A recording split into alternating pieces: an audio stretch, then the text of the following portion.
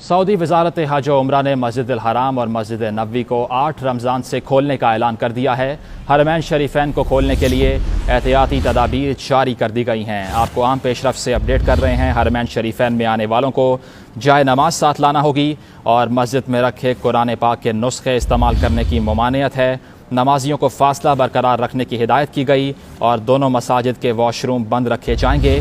नमाज के लिए आने वालों के लिए मास्क पहनना लाजमी और मसाजिद में दाखिले से पहले सैनिटाइज़र्स का इस्तेमाल भी लाजमी होगा। मस्जिद अल हराम और मस्जिद नबवी के बाहर सैनिटाइज़र्स हुकूमत की तरफ से रखवाए जाएंगे। आपको बताएं कि सऊदी वजारत हज और उम्रा ने मस्जिद अल हराम और मस्जिद नबवी को 8 रमज़ान से अब खोलने का ऐलान कर दिया है। इससे पहले कहा जा रहा था कि जल्द ही ये ऐलान मुतवक्के है। और आपको बताएं कि हरमैन शरीफैन को खोलने के लिए तदाबीर भी जारी कर दी गई हैं। हरमैन शरीफैन में आने वालों को जाए नमाज साथ लाना होगी और मस्जिद में रखे कुरान पाक के नुस्खे इस्तेमाल करने की ममानियत के हवाले से भी अब अपडेट मौसूल हो चुकी है।